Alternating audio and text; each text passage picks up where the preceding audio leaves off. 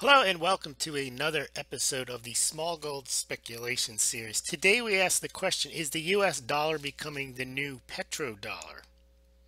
With OPEC cuts, oil cuts, and US oil production and exports surging, is the US dollar set to replace the Saudi-backed petrodollar? Is re-dollarization already underway? Those are the questions we're going to examine today. We're going to go through some charts and take a look at what's happening. The dollar empire strikes back. Now, back in December 2014, I wrote an article, "A Black Swan Emerges Covered in Cheap Oil." And in that blog post and YouTube, I mentioned that if US shale oil takes off and that production increases to a significant amount, it would solve three issues facing the US at the time. It would become energy independent, it would create jobs, and it would no longer need Saudi Arabia to create demand for the dollar, because the export of shale itself would create its own demand for the dollar and replace much of the Saudi Arabian demand. Now let's talk about the importance of the petrodollar outside of US shale oil production. So the petrodollar has given the US dollar support ever since Richard Nixon took the United States off the gold standard. And the idea of the petrodollars was that the United States would offer military protection to Saudi Arabia, and that in return, Saudi Arabia would price its oil only in dollars and accept only dollars as payment. Now, what that did was it created demand for dollars that otherwise wouldn't exist. Now, because of this demand, the United States is able to continue to finance its massive welfare warfare state by having foreigners purchase its debt obligations. Therefore, the petrodollar arrangements are very important as a strategic asset to protect the dollar, and therefore the United States has gone out of its way to make sure that it has good relationships with Saudi Arabia to protect that strategic asset. Now, when the United States started increasing its shale oil production, it did two things. It basically became a competitor to Saudi Arabia, and it also lessened the need for the petrodollar arrangements, or at least that's what I think is happening. At the same time, the petrodollar had been under attack for the last few years as de-dollarization initiatives from the BRICS countries led by China started to kind of push into the US dollar hegemony.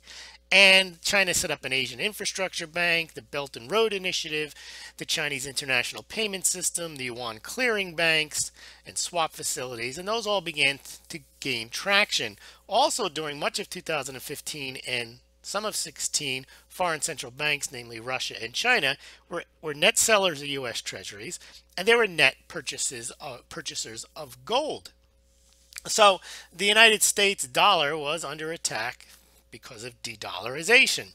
And because of this, you had many commentators saying the dollar's days were numbered. It was going to be game over soon for the greenback. Well, one thing I think the United States did was the Fed raised rates, and I think that in some respect helped create more demand for U.S. Treasuries, just because it was the one central bank that was actually paying interest, whereas the other central banks are either negative or zero. But that's what we're going to talk about today. Today we're going to talk about the shale oil-led re-dollarization. We'll take a look at some pretty amazing looking charts. Now, as we mentioned back in 2014, if shale oil exports increased to a certain point, that would create a larger demand for US dollars, and of course the need for countries who wish to buy US oil to hold dollar denominated reserves in US treasuries, so they can buy the US dollar in US oil in dollars.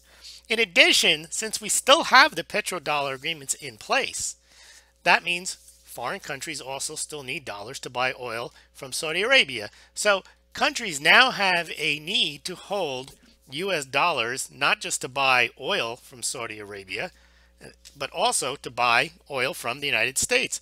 Now look at this dramatic increase in annual U.S. exports of crude oil. This is from the U.S. Energy Information Administration.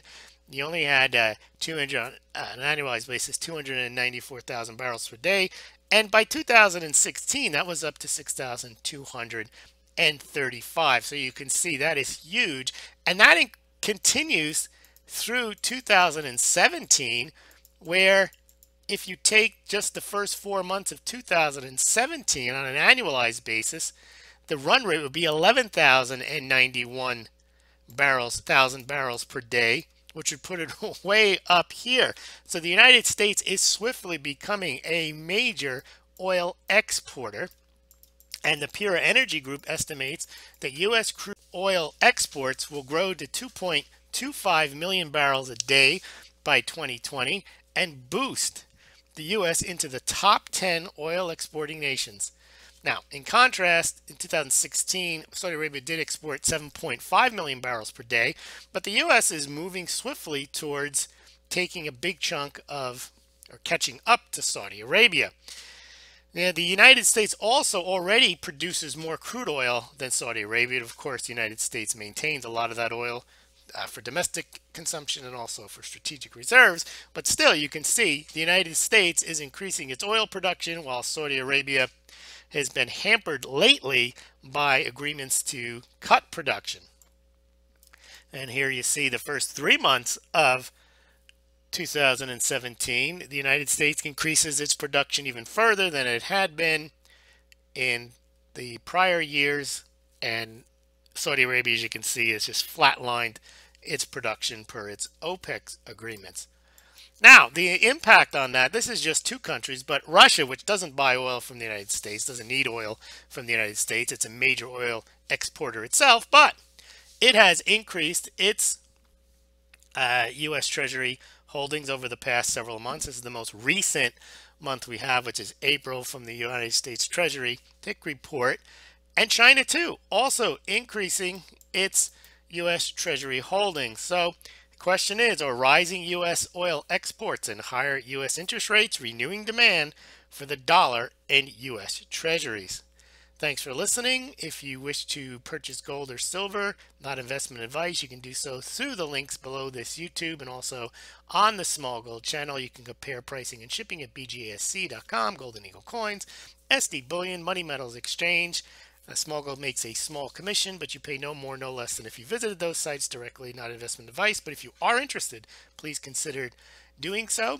Also, if you kindly like to help the site out, you can also donate via PayPal, or you can donate via Bitcoin or Litecoin at the links below or on the Smaulgld blog post and the blog site. And also you can become a patron on Patreon at the links on the Smaulgld website and below this YouTube. Also, please consider signing up for Smaulgld updates by entering your email address at the Smaulgld site, and also subscribe to this YouTube channel and like this if you enjoyed it. Thank you very much.